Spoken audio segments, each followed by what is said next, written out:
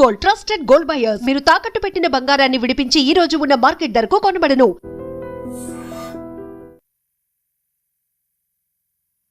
హైదరాబాద్ నుంచి హుబ్లీ బయలుదేరినటువంటి విమానం ఇంకా హుబ్లీ కొద్దిసేపట్లో వెళుతుందనగా ల్యాండ్ అవుతుందనగా సాంకేతిక సమస్య వచ్చింది. వాతావరణం అనుకూలించలేదు. 3 గంటల పాటు, ఒకటి కాదు రెండు కాదు 3 గంటల పాటు గాల్లోనే ఎలా ల్యాండ్ అవ్వాలో అర్థం కాక సాంకేతిక సమస్య కారణంగా గాల్లోని చక్కర్లు కొట్టింది. ఆ టైంలో టెక్నికల్ ఇష్యూ వచ్చింది. ల్యాండ్ కాలేకపోతుందని లోపల ఉన్నటువంటి 22 మంది ప్రయాణికులకు తెలిసిన తర్వాత హాహాకారాలు చేశారండి. భయంతో వణికిపోయారు. ఆ 2 చేతుల్లో ప్రాణాలు పెట్టుకుని వాళ్ళు హడలెత్తిపోయినటువంటి పరిస్థితి. ఒక్కసారి ఇక్కడ దృశ్యాలు కూడా మీకు క్లియర్గా చూపిస్తాను చూడండి.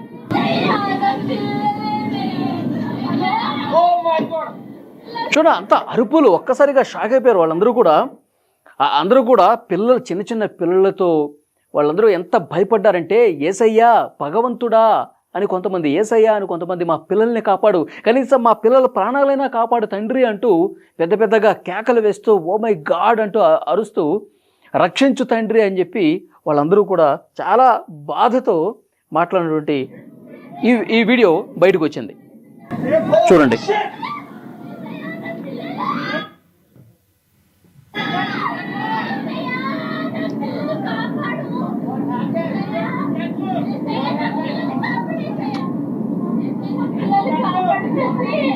అంటే షేక్ అయిపోతుంది విమానం గాల్లోనే ఉంది. ల్యాండ్ కాకుండా గంటలు గాల్లోనే ఇట్లా కుదుపు గురవుతూ ఉంటే చాలా అంటే చాలా భయం వేసింది. అసలు మనం బతుకుతామా లేదా, అసలు మనకి ఈ రోజుతోనే భూమి మీద నూకలు చెల్లిపోతాయా? ఎందుకంటే చిన్న చిన్న పిల్లలు వేసుకుని వాళ్ళందరూ కౌగిలించుకుని హత్తుకొని చాలా భయంతో బాధతో వాళ్ళందరూ కూడా ఉన్నటువంటి పరిస్థితి ఉంది. ఒకసారి ఇక్కడ ఈ విజువల్లో చూడండి. ఈ మహిళ ఎంత రోధిస్తుంది చూడండి. కాపాడు దేవుడా, ఎలాగైనా సరే సేఫ్ ల్యాండ్ అయ్యే విధంగా చూడు అని చెప్పి ఆ మహిళ కన్నీళ్లు పెట్టుకుంటూ ఏడుస్తుంది. విమానం లోపల నుండి దృశ్యాలు మనం చూస్తూ ఉన్నాం. 3 గంటల పాటు లిటరల్గా అసలు షేక్ అయిపోయారు. అందరూ కూడా కన్నీళ్లు పెట్టుకుంటున్నారు. మొత్తం 3 కోటి దేవతలను కూడా ప్రార్థిస్తున్నారు, ఎలాగైనా సరే మమ్మల్ని కాపాడు, ఎలాగైనా సరే మమ్మల్ని సేఫ్ ల్యాండ్ చేయని చెప్పి. ఎందుకంటే విమాన ప్రమాదాలు ఎంత భయంకరంగా జరిగాయో మనందరికీ తెలుసు. అంటే విమానం ఏదైనా ప్రమాదం జరిగితే ఒక్కళ్ళు కూడా బతికే పరిస్థితి లేదండి. అంత భయంకరమైనటువంటి ప్రమాదాలు ఈ మధ్యకాలంలో మనం చూసాం. గత సంవత్సరం జూన్ నెలలో అహ్మదాబాద్ ఎయిర్ ఇండియా విమాన ప్రమాదం ఇంకా కళ్ళ ముందే కనిపిస్తోంది. ఇంకా ఆ ప్రమాదం తాలూకు ఉన్నటువంటి పరిస్థితులు తలుచుకొని కన్నీళ్లు పెట్టుకుంటున్నటువంటి పరిస్థితులు ఎన్నో ఉన్నాయి. 242 మంది ప్రయాణికులతో బయలుదేరినటువంటి ఆ అహ్మదాబాద్ విమానం అట్లా టేకాఫ్ అయినటువంటి కొద్దిసేపటికే అహ్మదాబాద్లోనే ఒక హాస్టల్ భవనం మీద కుప్పకూలిపోయి ఆ హాస్టల్లో ఉన్నటువంటి అందులో ఉన్నవాళ్ళు కూడా 40 మంది చనిపోయారు. తర్వాత ఇందులో ఉన్నటువంటి 242 మందిలో 241 మంది చనిపోయారు. ఒకే ఒక్కడు బతికి బయటపడ్డాడు. సో ప్రమాదాలు అంత భయంకరంగా ఉంటాయి. పీసులు కూడా దొరకవు, మొత్తం మాడి మసైపోవటమే. కాబట్టి ఇక్కడ టెక్నికల్ ఇష్యూ వచ్చింది. హైదరాబాద్ నుంచి హుబ్లీ వెళ్తోంది. ఇందులో మన హైదరాబాద్కి సంబంధించిన వాళ్ళు కూడా ఉన్నారు.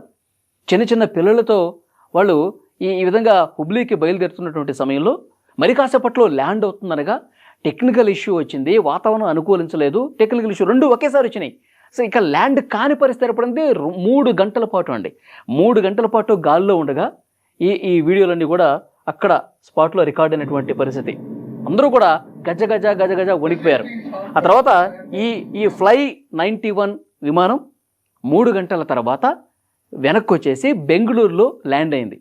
బెంగళూరులో ల్యాండ్ అయిన తర్వాత మళ్ళీ వాళ్ళు అంతా సెట్ చేసుకుని 6:30కి మళ్ళీ టేకాఫ్ అయి హుబ్లీ చేరుకుంది. రాత్రి 11 అయిందంటే హుబ్లీకి వెళ్ళేసరికి.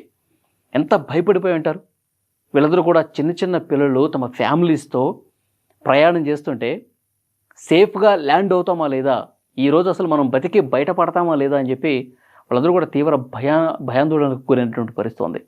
సో వీళ్ళు వాళ్ళ కుటుంబ సభ్యులకు ఇన్ఫర్మేషన్ ఇచ్చారు. వెంటనే వీళ్ళు బెంగళూరులో, హుబ్లీలో దిగాల్సింది బెంగళూరులో సేఫ్ ల్యాండ్ అయిన తర్వాత వాళ్ళ కుటుంబ సభ్యులకు ఫోన్లు చేసి తమ బిడ్డల్ని హత్తుకుని మరీ గంట పాటు రోధించారండి.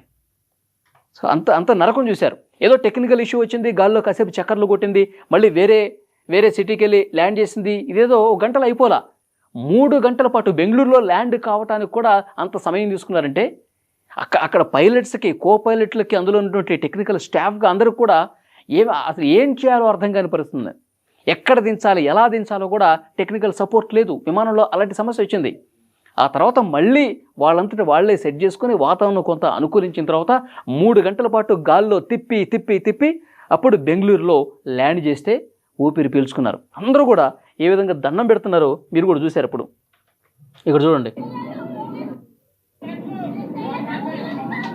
ఒకటే వాయిస్ వినిపిస్తుంది, ఏసయ్యా మా పిల్లలన్నా కాపాడు తండ్రి, భగవంతుడా 3 పిల్లలు ఉన్నారు, చిన్న పిల్లలు ఉన్నారు, కాపాడు తండ్రి అంటూ చాలా అంటే చాలా భయానికి గురైపోయి, ప్యానిక్ అయిపోయి, ఇంకా మనకు జీవితం లేదా, ఈ రోజుతోనే ఎండ్ అయిపోతుంది అన్నటువంటి భయం, ఆందోళన వాళ్ళకి కనిపించింది.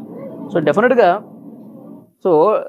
సేఫ్టీ ఎంతవరకు ఉంది, విమానాలన్నీ కూడా సరిగ్గా బయలుదేరే ముందు చెక్ చేసుకుంటున్నారా లేదా?